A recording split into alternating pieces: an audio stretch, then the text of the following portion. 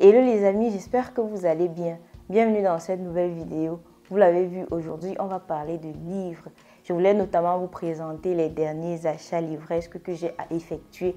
Je vais le dire tout de suite, il y a absolument de tout. Il y a des romans classiques, il y a des romans contemporains, il y a même de la littérature camerounaise. Alors ma pile est juste là, donc si vous me voyez me baisser, c'est juste pour essayer d'attraper mon livre. On va commencer notamment par un classique. Alors, pour commencer, je voulais parler Le dernier jour d'un condamné de Victor Hugo. C'est un classique. Je suis sûre que vous l'avez déjà vu quelque part, vous l'avez peut-être étudié à l'école et tout. Moi, je me souviens de ce livre qui traînait à la maison quand j'étais plus jeune, mais je ne pense pas que je l'avais lu. Ou alors, je l'ai lu et j'ai complètement oublié, j'ai complètement occulté le contenu. Je l'ai déjà entamé, comme en témoigne mon marque-page là. Et je vous fais une petite lecture de la 4e de couverture. Victor Hugo, le dernier jour d'un condamné. Victor Hugo nous fait entrer dans la tête d'un condamné à mort qui attend son exécution. On ignore qui il est, quel crime il a commis, car l'auteur ne veut pas débattre, mais montrer l'horreur et l'absurdité de la situation. Son texte a une telle puissance de suggestion que le lecteur, s'identifiant au narrateur, partage avec lui l'angoisse et les vaines espérances, réquisitoire le plus véhément jamais prononcé contre la peine de mort. Ce roman est aussi une admirable leçon d'écriture et d'humanité. Voilà, la partie qui retient surtout mon attention, c'est la partie où c'est une admirable leçon d'écriture. C'est surtout pour ça que j'aime lire les classiques, pour me replonger dans le style d'écriture. Et aussi le fait que généralement les classiques c'est pas dans un monde qu'on n'a pas connu. Et donc, explorer ce monde-là fait toujours plaisir, se perdre dans cette narration-là, des choses qu'on n'a pas connues et qu'on peut juste s'imaginer comme ça. Là. Donc, c'était tout pour celui-ci. Je vais probablement le finir dans les jours qui viennent. Je peux dire que jusqu'ici, j'apprécie énormément, surtout au niveau de l'écriture, j'apprécie. C'est une belle lecture jusqu'ici. Voilà. Ensuite, j'ai acheté ça. Celui-là, je l'ai chiné en seconde main dans un groupe WeChat en seconde main. Et Alain Roquefort, Sous le velours l'épine, prix femme actuelle. Bon, je vais vous faire quand même la lecture de la 4e de couverture. Une rencontre imprévue, un visage d'autrefois croisé par hasard à la gare de Toulouse. C'est tout ce qu'il faut pour faire ressurgir du passé les souvenirs enfouis d'une mystérieuse octogénaire. Ancienne résistante, Rose dissimule un secret dont elle cherche désespérément à se libérer. Après avoir connu l'insouciance d'avant-guerre, cette jeune provinciale va plonger au cœur de la barbarie et de la cruauté humaine. Amour, haine, courage, lâcheté, cette fresque est celle d'une inexorable obsession de vengeance, celle d'une femme que la guerre va bouleverser jusqu'au point de non-retour. Passionnant, n'est-ce pas? En tout cas, je trouve ça vraiment passionnant et je peux pas, je ne l'ai pas encore commencé, surtout parce que je n'ai pas assez de temps maintenant, assez de temps devant moi, et c'est le type de roman que quand je commence, je ne sais pas si vous êtes comme moi, mais dès que je commence un roman, tant que je n'ai pas fini, tant que je ne l'ai pas fini là dans les jours, dans les heures à venir, je ne peux pas m'arrêter en fait. Donc quand je ne suis pas assez disponible, je ne peux pas prendre un roman aussi long. Je pense qu'il fait presque 700 pages si j'ai bien vu. Voilà, c'est tout pour celui-ci. Alors la prochaine lecture, c'est La mare au diable de George Sand. Celui-là également, je l'ai déjà lu. Je l'ai fini en quelques heures, un après-midi, un dimanche après-midi. Alors, c'est l'un de ces livres qui n'a pas tenu ses promesses. Ça, je vais être honnête avec vous. Déjà, je n'avais pas encore lu de roman de George Sand et ces temps-ci, je lisais tout le temps puisque cette année 2022, j'ai décidé de ne lire que des romans déjà. Et je n'avais pas encore lu de femme depuis le début de l'année parce que oui, George Sand, c'est une femme au cas où vous ne le savez pas. Donc, quand j'ai vu celui-ci dans la boutique, je me suis dit, ah, ça va être intéressant. Surtout quand j'ai entendu La mare au diable, je m'attendais à quelque chose de super intéressant, quoi. Alors, je vais vous faire un tout petit résumé, vite fait, puisque je l'ai lu au lieu de vous lire la 4e de couverture. C'est l'histoire de Germain, un paysan, et sa femme est décédée et les enfants sont restés orphelins, de mère en tout cas. Et il vit à la campagne avec ses beaux-parents.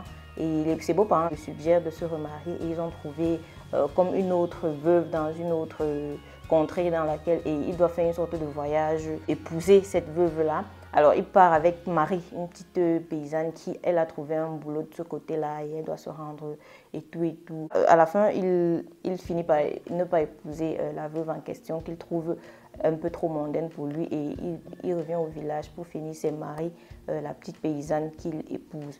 Bon, je ne vais pas rentrer dans les détails de l'âge de Marie et son âge à lui, mais je vais surtout parler du fait que, en fait, le titre te dit la mare au diable et dans le récit, en fait, quand ils arrivent à la mare, je m'attends à ce que la mare ait une véritable influence sur l'intrigue du roman, franchement, parce qu'ils arrivent à la mare et ce qui se passe, c'est que, bon, ils ont passé la nuit là afin de retrouver leur chemin le lendemain. Et moi, en fait, à ce moment-là, je me disais, bon, si le titre c'est la mare au diable, c'est que quelque chose va se passer, je ne sais pas, soit la mare est ensorcelée et ils ne vont pas pouvoir retrouver leur chemin parce qu'ils sont passés par là, vu qu'à la base, ce n'était pas un chemin recommandé pour se rendre dans la contrée où ils se rendaient. Donc, finalement, ils passent la nuit là et puis ils vont dans la contrée et puis tout se passe relativement bien, tout au moins si on se rapporte à la mare. Et je me suis dit, dans ce cas, pourquoi l'avoir titré la mare au diable en fait?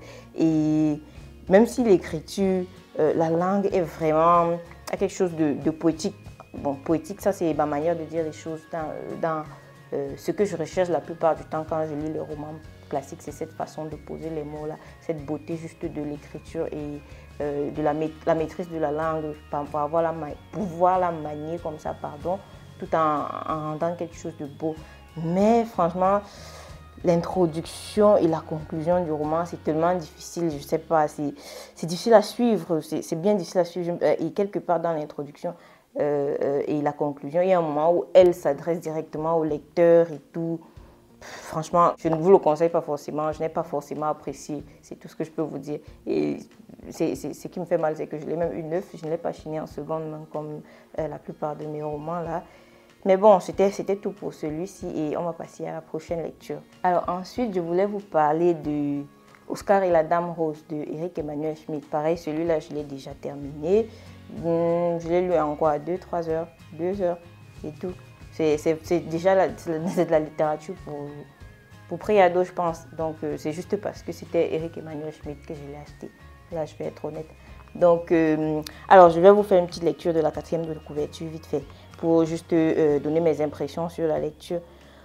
Oscar a 10 ans, il vit à l'hôpital, même si personne n'ose le lui dire. Il sait qu'il va mourir. La Dame Rose, qui le visite et qui croit au ciel, lui propose, pour qu'il se sente moins seul, d'écrire à Dieu. Mais c'est vraiment une petite lecture, ça m'a pris genre 1-2 heures tout au plus pour terminer. Et bon, au lieu de juste vous faire un résumé, je vais essayer de vous partager ce qui m'a vraiment marqué. Ce qui m'a marqué notamment, c'est comment déjà l'auteur arrive à rentrer dans la peau d'un enfant et d'un enfant malade d'un cancer en plus. Comment il arrive à exprimer ça. Et exprimer ça de manière, et c'est vraiment une plume magistrale je trouve, parce qu'il exprime vraiment de manière à présenter les choses.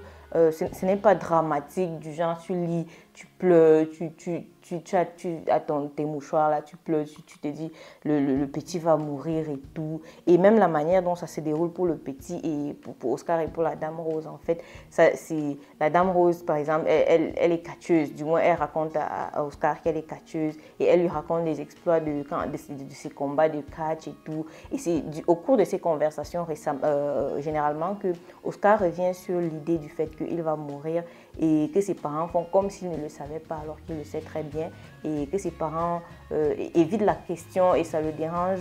Sa plume fait en sorte que quand tu lis, tu n'es pas complètement déprimé en sortant de là et tout. À la fin du livre, même quand le petit décède, tu n'es pas complètement déprimé en te disant « Oh, la vie est vraiment injuste et tout ».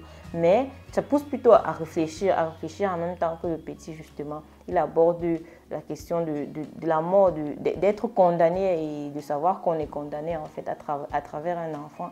Et ça te pousse à réfléchir également, à te demander comment est-ce qu'on le vivrait et tout. Je pense que c'est surtout cette conversation philosophique-là qui fait la particularité du roman. Alors, arriver à inclure des conversations aussi philosophiques, des débats aussi philosophiques dedans et le faire comprendre et rendre ça avec un message aussi déprimant à la base que la mort. C'est ça que j'ai vraiment apprécié sur cette petite lecture. Bon, c'était tout pour celui-là. On va passer au suivant. C'est un recueil de nouvelles, hein, Auchan et autres nouvelles de Guy de Maupassant. Alors, est-ce qu'on a fini d'entendre parler de Guy de Maupassant sur cette chaîne? Je ne pense pas. Vous vous souvenez, j'en parlais déjà parmi mes lectures préférées de 2021, dans une vidéo que j'ai publiée au début de cette année. Je parlais déjà d'une vie qui m'avait marquée. Bon, disons que celui-ci, je l'ai acheté tout simplement parce que je voulais avoir un recueil de nouvelles de Maupassant, mais en format papier, parce que j'ai beaucoup de Maupassant, que ce soit des romans, que ce soit des nouvelles sur ma liseuse là, mais je voulais vraiment en avoir un en format papier. C'est toujours, je ne sais pas si vous êtes comme moi, mais on sait tous que le livre en format papier, il y a toujours une toute petite différence. Il y a toujours une différence et c'est pour cela qu'il me fallait absolument celui-là. Je m'en vais vous faire alors une petite lecture de la 4e de couverture. Tout près d'une petite ville, les Tuvaches et les Valins, paysans tranquilles et pauvres, vivent côte à côte, dans la plus grande harmonie, confondant même à l'occasion leurs enfants. Mais quand Madame Dubière, qui s'est prise d'affection pour les deux cadets, propose d'en prendre un pour l'élever dans l'opulence, rien ne va plus et l'amitié entre les deux ménages vacille. Ça me donne vraiment envie de le lire d'ici tôt. Par contre, celui-là, je ne l'ai pas encore lu, mais je pense que je vais me pencher dessus très bientôt. Alors, le prochain c'est un livre en format, c'est sur ma liseuse. C'est un livre en format numérique d'une autrice camerounaise, du moins américano-camerounaise, on va dire comme ça. Mbolo Bu. Son roman How Beautiful We Were. Mbolo Bu. Je ne sais pas si vous pouvez le voir là. How Beautiful We Were raconte l'histoire d'une jeune dame dans un petit village, le village fictif qui s'appelle Kosawa. Et dans ce village-là est riche en ressources pétrolières. Et notamment, il y a une compagnie américaine qui s'y est implantée et qui exploite le pétrole. Cependant, l'exploitation de pétrole a un impact sur l'environnement, non seulement sur l'environnement, mais également sur la vie du village et des villageois. C'est ce que je sais jusque-là à partir de la lecture de la 4e de couverture, et c'est une lecture, je suis vraiment impatiente de me plonger dans cette lecture-là, et c'est pour ça que j'ai préféré ne pas me spoiler moi-même en faisant trop de recherches autour pour le